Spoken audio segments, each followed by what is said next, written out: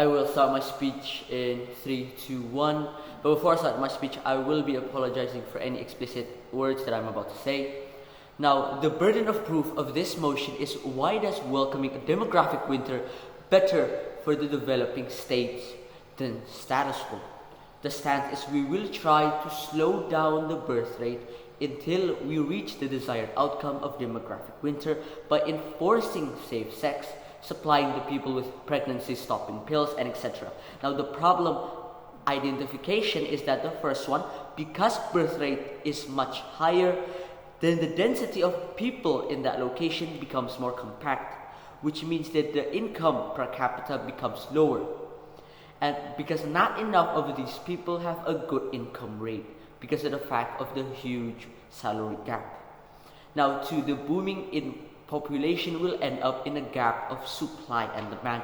The supply here being the people and the demand here being the jobs. There's a lot more people than there are jobs. There is not enough jobs to sustain that many people. And the third one is high economic gap that is caused by booming of population will end up in a lot of people going to the slums or doing crimes to fulfill their everyday needs. Now, the interest itself of a developing state is that they want to maximize their use of resources while also trying to maintain the prosperity of people and also to try and progress into trying to become a developed state. Now, moving on to my first argument, that is about urgency. High population around the country will lead to high job competition. And because there is a lot of job competition, the government has to try and create a lot more jobs that will end up in jobs having a low salary just because there are too much people and not enough demand for jobs exists. Because the higher the demand, the more expensive the salary is. But when there is no demand but too much supply, as there are too many people, then that means the salary becomes mediocre. For example, such as construction workers or such as people that work in the office, their job have a salary of someone that is mediocre, like the same as the rest of other people. This will end up in workforces having the problem of the mediocre salary trap. Now, the second one is improvement in our side. The first one is about education, because there are a lot less children in our side of the house than the government side. The government could focus on building a well-rounded facility for education. We can see in their side of the house, a lot of schools are very unworthy. A lot of schools are they have a lot of old world textbooks, fragile classes, and etc. While in our side, we have schools that are not neglected, are easier to take care of, and this will lead to my next argument, which correlates with my first argument about education, and that is the betterment of human resources. Because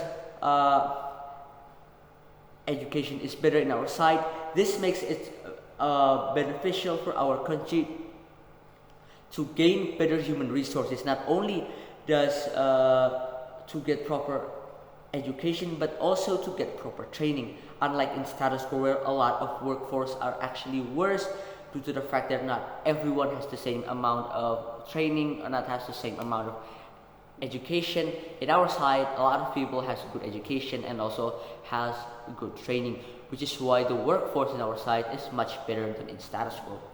And the third one is that women has equal working rights in our side. In our side of the house, because birth rate is declining, which means that women are more open to the workforce or are open to job opportunities because instead of becoming a stay-at-home mother, they can do a lot more jobs. Now, this will ensure an equal grounds of workforce chance between men and women. Furthermore, this will give the nation an amazing image for the women across the world. And now for my third argument, it's going to be about why This demographic winter is justifiable. The first one is because a developing country, we want to maximize the use of our resources by decreasing the birth rate. The less people there are, the more the resources can reach the full scale of civilization. We as the government does not want the resources to be used only for a certain amount of people. We want the resources to hit everyone, and the best way to try is not to buy more resources, but to actually try to cut out more people. So we will try to decrease the amount of people itself. Now the second one is that the living conditions, its status quo is actually very horrible. A lot of people are living in slums or doing crimes because there is too much job competition and the lack of qualified trade they have to get accepted into these jobs. Take for example in our country. As a developing state in our country, with 250 million people, a lot of these people, according to the standards of the whole wide world instead of the national standard, 80% of our people is actually considered poor. This highlights the effect of birth rate increase because the distribution of wealth does not suffice.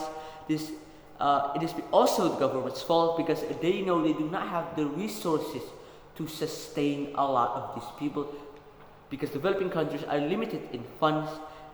Then the government cannot take care of these horrible living conditions. That's why in our side it is way better to welcome a demographic winter state, which is why we are so proud to propose.